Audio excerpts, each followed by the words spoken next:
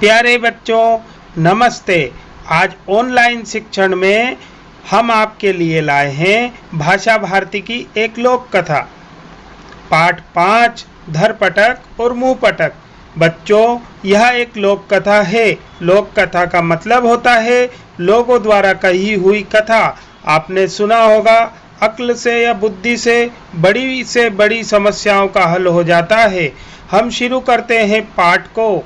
दो पहलवान थे, एक का नाम था धरपटक, दूसरे का नाम था मुंहपटक। दोनों के गांव पास पास थे। धरपटक जहां अपने दमखम से अपने विरोधियों को चारों खाने चित कर देता था, वहीं मुंहपटक बातों ही बातों में अपनी ताकत को इस ढंग से बताता कि सामने वाला डरकर बिना लड़े ही हार मान जाता।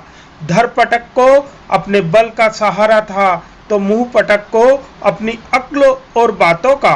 बातें बनाना तो कोई मुंहपटक से सीखे। लोगों में जितनी चर्चा मुंहपटक की होती, धरपटक की उससे आधी भी नहीं होती। इस बात से चिढ़कर धरपटक ने मुंहपटक को मजा चखाने का निश्चय किया।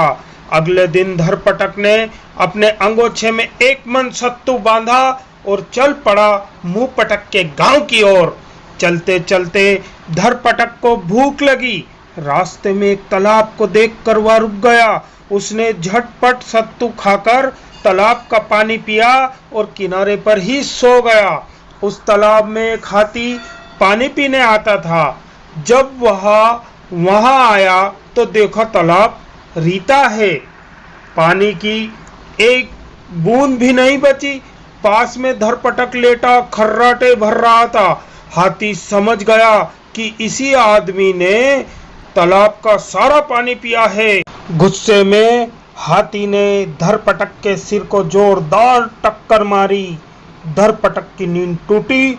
उसने आओ देखा न ताव झट से हाथी को अपने अंगोछे में पोटली बनाकर बांध लिया।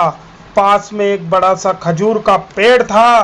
धरपटक ने उसे उखाड़ा, उसका डंडा जैसा बनाकर अपनी पोटली को लटकाया, कंधे पर रखा और आगे चल पड़ा। मुंहपटक का गांव आया। धरपटक ने उसके घर के सामने पहुंचकर उसे लड़ने के लिए ललकारा। धरपटक ने बहुत ताल ठोकी, पर मुंहपटक तो मुंहपटक ही था। वह धरपटक के भड़कने की प्रतीक्षा कर रहा था। धरपटक ने गुस्से में आकर अपनी पोटली खोली और हाथी को निकालकर मुंहपटक के आंगन में फेंक दिया।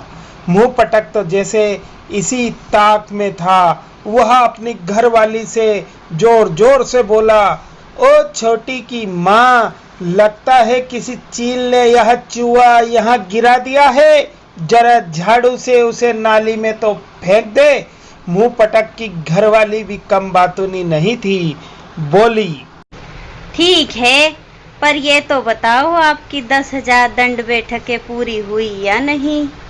मुंहपटक ने कहा, बस होने ही वाली है। इसके बाद पहाड़ भी तो ढकेलना है। यह सुनकर धरपटक का पसीना छूट गया। वह हिम्मत जुटाकर अपने साथ लाया खजूर का पेड़ मुंहपटक के आंगन में फेंकने लगा। यह देखकर मुंहपटक बोला, अरे यह मेरी दांत कुरेदने की सीख छोटी ने यहाँ डाल दी है।